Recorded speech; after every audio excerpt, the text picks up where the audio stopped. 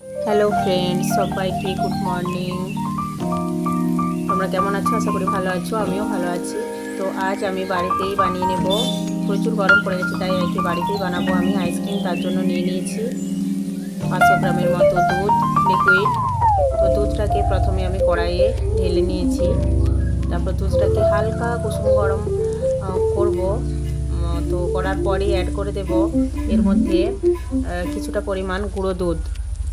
বেশি গরম করবো না, তার কারণ গুঁড়ো দুধটা বেশি গরম করার পর দুধটা গরম করার পর হলে হয়তো দলা পাকিয়ে যাবে। তাই হালকা গরম করার পর গুঁড়ো দুধটা দিয়ে দিলাম। কুসুম গরম করার পরে দুধটা দিয়ে দিলাম। গুঁড়ো দুধটাকে ভালো করে মিশিয়ে নিচ্ছি নিয়েছে।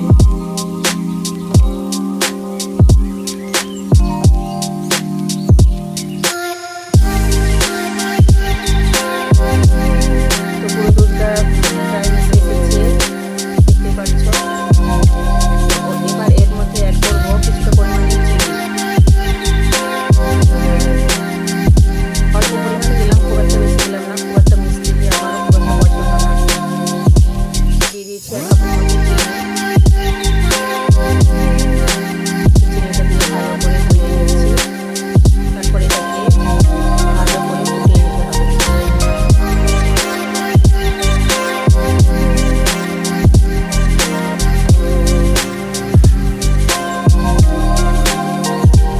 তো দেখতেই পাচ্ছ তোমরা, দুধটা ফুটে এসেছে। এরপর এর মধ্যে দিয়ে দেবো ঠান্ডা কিছুটা রুম টেম্পারেচারে রাখা দুধ। এর মধ্যে 1 চামচ কর্নফ্লাওয়ার। এটা নর্মাল টেম্পারেচারে জলে দিয়েও যায় কর্নফ্লাওয়ারটা। তো আমার কাছে দুধটা লেগেছিল, এটাই দিয়ে 2 চামচ কর্নফ্লাওয়ার দিয়ে গুলিয়ে নিচ্ছি ভালো করে, যাতে না চাপ হয়ে যায়। তো ভালো করে বুঝতে পারছো এরপর মেলানো হয়ে গেছে।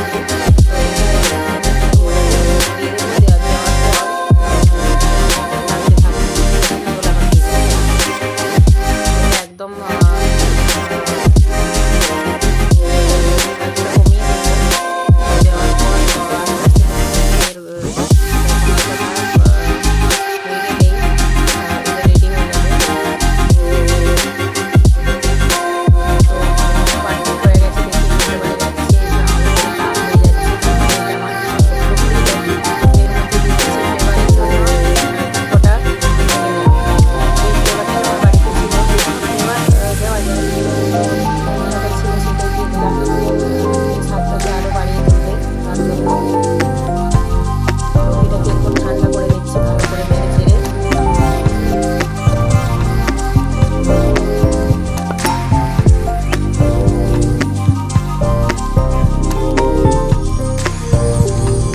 ঠান্ডা প্রায় হয়ে এসেছে, আর অল্প আছে। তো এখন ভালো করে ঠান্ডা করে নিচ্ছি।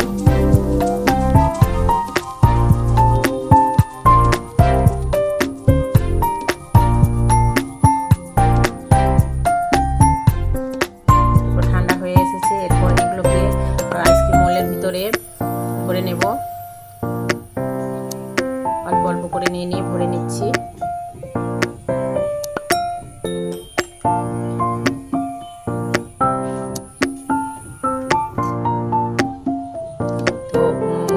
ভরা হয়ে গেছে। এরপর এগুলোর মধ্যে ঢাকনা দিয়ে দেব। তারপরে এটাকে 8 ঘন্টার মতো রেস্টে রেখে দেব ফ্রিজের মধ্যে।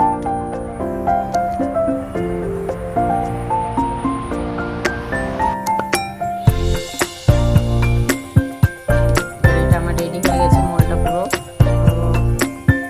এটাকে ডিপ ফ্রিজের মধ্যে আমি রেখে দিচ্ছি এটাকে 8 ঘন্টার মতো।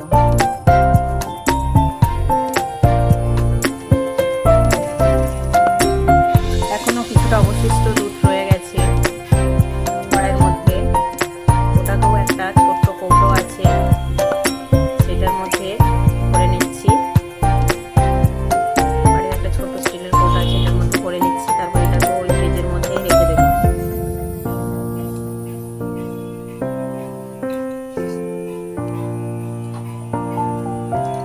তো এরপর এটাকেও রেখে দিচ্ছি। তো এরপর চলো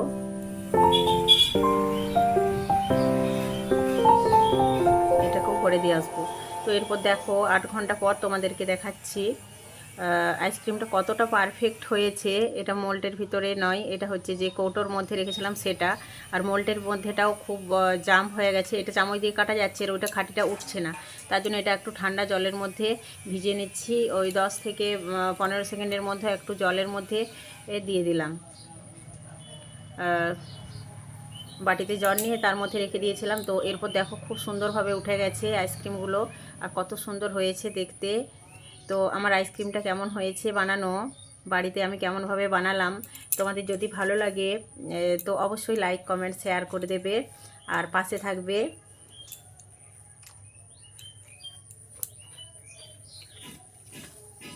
আর সবাই ভালো থাকবে, সুস্থ থাকবে। তো বাড়িতেই কিন্তু এভাবে বানানো যায়, গরমে যদি খেতে ইচ্ছে করে বাড়িতে এভাবেই আইসক্রিম তোমরা বানাতে পারো। Tata bye.